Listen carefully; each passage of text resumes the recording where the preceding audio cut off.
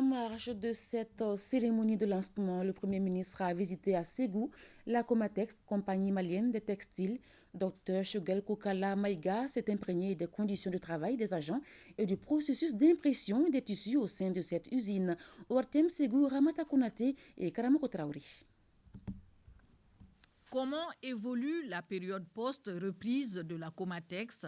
Quel engouement anime les travailleurs tout en jetant un regard sur la gestion administrative? Ces coins et recoins n'ont pas échappé au Premier ministre lors de cette visite à la compagnie malienne des textiles. Ce que j'ai vu aujourd'hui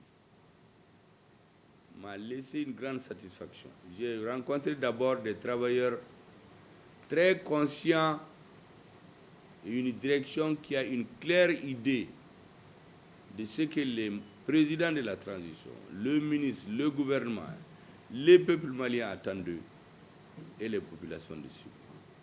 C'est une visite courte mais pleine de sens, avec des messages d'encouragement et de responsabilité. C'est la consommation des produits de la Comatex par les Maliens qui fera que la Comatex va réussir, entre autres.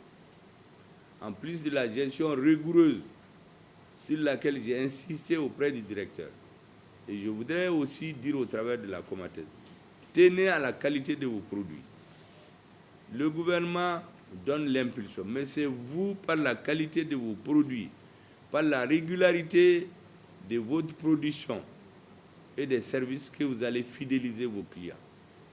S'il y a des insuffisances, dites-le, la direction a des obligations vis-à-vis de l'État. Et ça va encourager votre ministre, qui aujourd'hui ne manque pas d'énergie.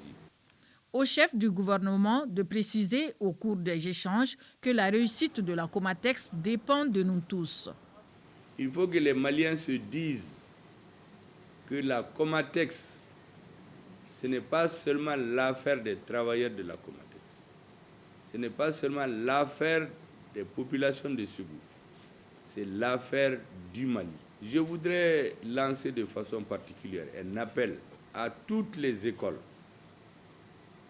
de faire le maximum pour commander les tissus scolaires à la Comatex. Ça donnera au moins l'occasion à tous les enfants, riches et pauvres, d'être les mêmes à l'école.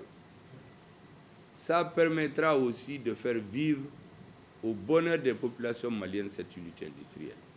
J'ai vu aussi du coton hydrophile.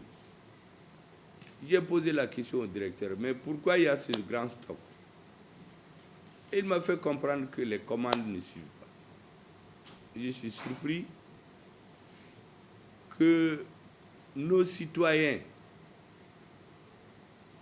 manquent souvent de coton hydrophile ou vont acheter du coton hydrophile importé de pays qui importent eux-mêmes le coton de chez nous, pour le transformer, le blanchir, le ramener chez nous, le vendre plus cher. Alors qu'on peut acheter le même produit, moins cher, mais la richesse reste en plus dans le pays. Je voudrais donc lancer un appel aux citoyens maliens, aux pharmacies, commander autant qu'il faut les cotons hydrophiles à la Comatex. C'est en cela que l'engagement du président aura un sens. La Comatex, avec aujourd'hui ses quelques 1300 travailleurs, reste l'une des rares usines créées aux premières années de l'indépendance du Mali et qui soit encore en activité. À rappeler que l'usine était fermée pendant 3 ans, mais grâce à l'engagement et à la détermination du président de la transition, colonel Assimi Goïta, la Comatex a repris service pour le bonheur de tout un peuple.